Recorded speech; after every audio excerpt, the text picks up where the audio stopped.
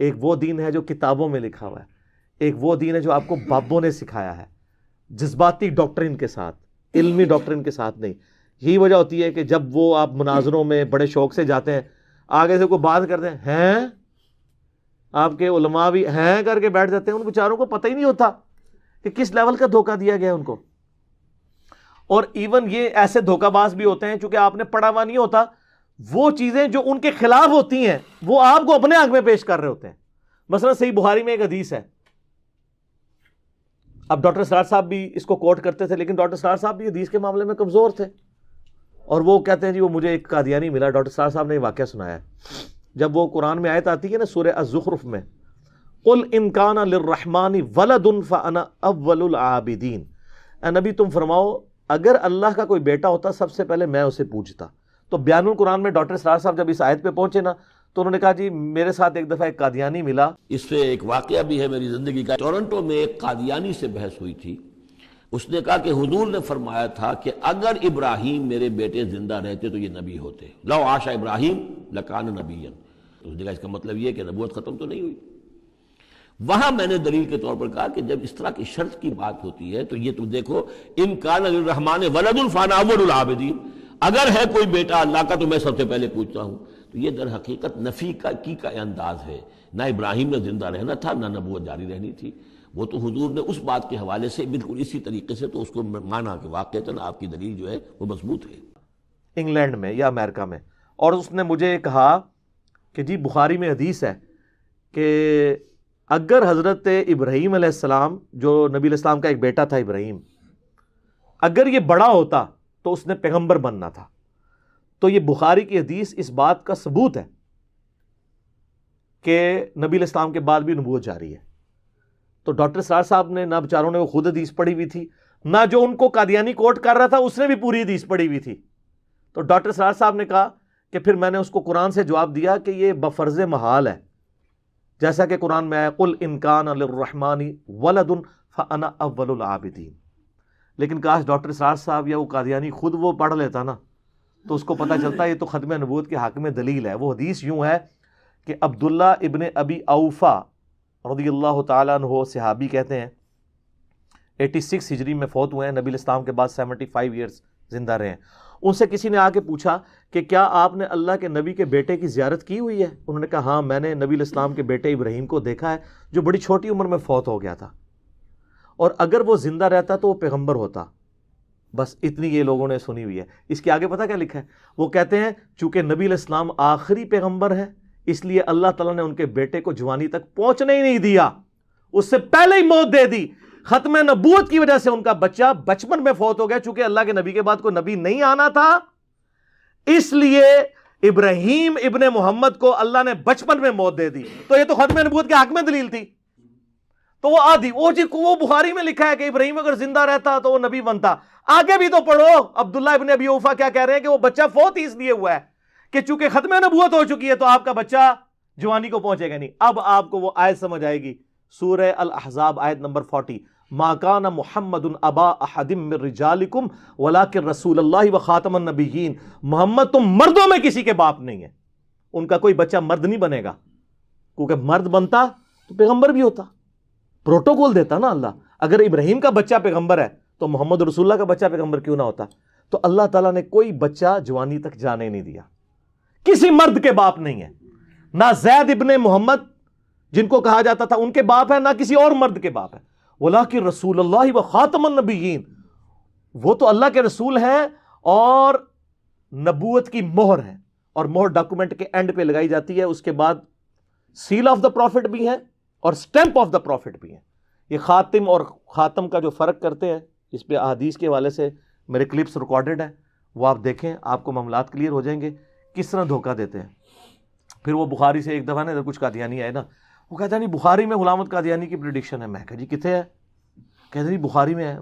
اب وہ حدیث بخاری مسلم دونوں میں ہے کہ نبی علیہ السلام نے وہ جی سیدنا سلمان فارسی سے فرمایا تھا کہ اگر دین ثریا ستارے کی چوٹی پہ بھی ہوتا نا تو فارس کے لوگ وہاں سے حاصل کر لیتے۔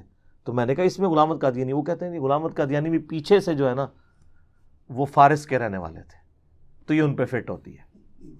اچھا ہمارے حنفی بھائی جو ہے نا وہ امام حنیفہ پہ فٹ کرتے ہیں اسے، اور جو حنفی قادیانی بھائی ہیں، یہ میں حنفیوں کو برا نہیں کہہ رہا کیونکہ غلام احمد قادیانی خود حنفی تھا، ان کے ماننے والے بھی فقہ حنفی کے مطابق چلتے ہیں.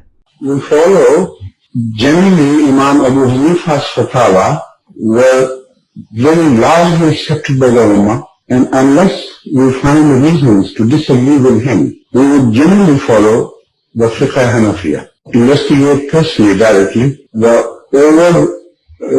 overbearing principle should be that you follow Hazrat Imam Abu Hanifa. This is the entire attitude of Jamaat Ahmadiyya. اور میرے پاس ایک تبلیغ جماعت کے بھائی ہیں، وہ آپ نے میرے بھائی کو گمراہ کر دیا ہے، وہ قادیانیوں کے طریقے پہ نماز پڑھتا ہے. میں نے کہا کیسے؟ وہ کہتے ہیں وہ ایسے ایسے کرتا ہے. میں نے کہا آپ نے کبھی قادیانیوں کو نماز پڑھتے ہوئے دیکھا ہے؟ کہتا ہے نہیں. میں نے کہا ابھی چلتے ہیں، اگر قادیانی آپ کے طریقے پہ نماز پڑھ رہے ہوئے تو قادیانی آپ کے بھائی، اور اگر ہمارے طریقے پہ پڑھ رہے ہو تو ہمارے بھائی. کہتا نہیں چھوڑیں. تو یہ دیکھ لیں آپ، قادیانی سر بغیر رفع الیدین کے ناف کے نیچے ہاتھ باندھ کے نماز پڑھتے ہیں. اسی لیے میں کہتا ہوں جو رفع الیدین شروع کر دے بخاری مسلم میں دیے ہوئے طریقے پہ نماز، وہ نہیں قادیانی ہو سکتا، کیونکہ نماز کا ہی ڈفرنس ہے. تو وہ حنفی قادیانی، اس لیے میں کہہ رہا ہوں. تو وہ کہتا ہے جی وہ ذکر ہے، موجود ہے. میں نے کہا جی میں تمہیں اب حدیث پڑھاتا ہوں.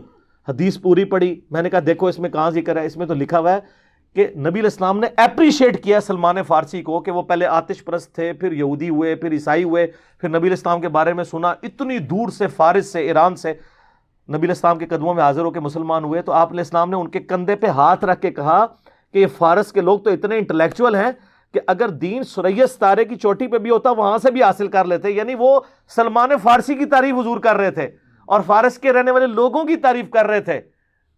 اس سے غلام القادیانی کی نبوت کہاں سے ثابت ہو گئی؟ اور امام حنیفہ رحمہ اللہ تعالی اگرچہ ان کے باوجداد بعد میں فارس میں شفٹ ہوئے تھے، لیکن پیچھے سے افغانستان کے تھے. اور جو پیورلی ایران کے رہنے والے ہیں وہ تو ہمارے امام ہیں، امام مسلم بن حجاج القشیری المتوفا 261 ہجری، جن کی کنیت ہے ابو الحسین. یہ قشیریہ قبیلہ ہے اور ان کے ساتھ لکھا جاتا ہے قشیری نیشا پوری. نیشا پور آج بھی ایران کا شہر ہے، جا کے لکھ لیجئے گا، گوگل میں لکھیں نیشا پور کہاں پہ ہے، ایران کا. تو یہ امام مسلم پہ فٹ ہوتی ہے اگر سلمان فارسی کے بعد کسی کے اوپر فٹ ہوتی ہے کہ وہ دین ثریا ستارے کی چوٹی پہ بھی ہو. تو دیکھیں امام مسلم کہاں سے اٹھے ہیں؟ اسلام وہاں سے، اور پھر کتاب لکھی. آج تک اس پائے کی کوئی کتاب نہیں لکھی گئی پوری دنیا میں. اور میں تو سعودی عرب کا چینل سن رہا ہوتا ہوں نا، تو جب وہ اذان کے وقفے اور اذان و نماز وقفے کے دوران جب حدیثیں چلتی ہیں نا، رواہ البخاری رواہ المسلم، رواہ البخاری رواہ المسلم، سر نہ بخاری عربی اور نہ مسلم عربی. امام بخاری رشیا کے رہنے والے، بخارا سٹی آج بھی ہے. امام مسلم ایران کے رہنے والے، نیشا پور سٹی آج بھی ہے. امام ترمذی افغانستان کے رہنے والے، ترمذ آج بھی اسٹیشن ہے. امام ابو داؤد بھی افغانستان کے رہنے والے. امام حاکم وہ بھی نیشا پوری ہیں، وہ بھی ایران کے رہنے والے، جنہوں نے المستدرک للحاکم لکھی ہے. سر پھر دیکھ لینا، نبی علیہ السلام نے فرمایا تھا، بخاری مسلم میں حدیث ہے، جو لوگ یہاں پہ موجود ہو، مینا کے اندر بھی خطبہ دیا، اس کے بعد حجۃ الوداع کا خطبہ عرفات میں، میرا یہ پیغام ان لوگوں تک پہنچا دینا جو یہاں پہ موجود نہیں. بسا اوقات جسے بات پہنچائی جا رہی ہوتی ہے وہ زیادہ یاد رکھنے والا ہوتا ہے بنسبت اس کے کہ جو بات پہنچا رہا ہوتا ہے. تو محدثین جب یہ حدیث پڑھا کرتے تھے کہتے تھے صدق رسول اللہ، رسول اللہ نے سچ فرمایا تھا، اللہ نے خدمت ہم اجمیوں سے لی ہے دین کے معاملے میں. یہ وہ چیزیں تھیں. کوئی اس میں امام حنیفہ کو ڈال رہا ہے، کوئی غلام احمد قادیانی. نبوت کہاں سے ثابت ہوئی؟ کہاں لکھا ہوا ہے؟ یہ اسی طریقے سے ہے جیسے وہ کہتے ہیں جی تراویح کتنی ہوتی ہے؟ 20. کیوں تراویح؟ وی آ گیا وچ پنجابی والا، اے بس تراویح والے دلائل ہوندے نے انہاں دے. علمی دلائل ان کے ہوں گے جو جھوم کے کہیں گے کیا کہ نہ میں وابی نہ میں بابی، میں ہوں مسلم علمی کتابی. اور باقی یہ جو ہمارے آج کل نوجوانوں کو بڑے مناظرے کرنے کے شوق پڑے ہوئے ہیں، ہمیں بھی یہاں پہ لوگ فون کر رہے ہیں، کوئی آیت دسو جی، حدیث جی، وہ قادیانی والا مناظرہ ہو رہا ہے. اللہ کے بندو، آپ کو قرآن و حدیث کا کوئی پتہ ہی کچھ نہیں ہے، آپ کو اپنا بیسک نالج نہیں ہے. آپ نے کیا جا کے کھے اور مٹی جا کے الٹا نقصان ہی کر کے آ جائیں گے.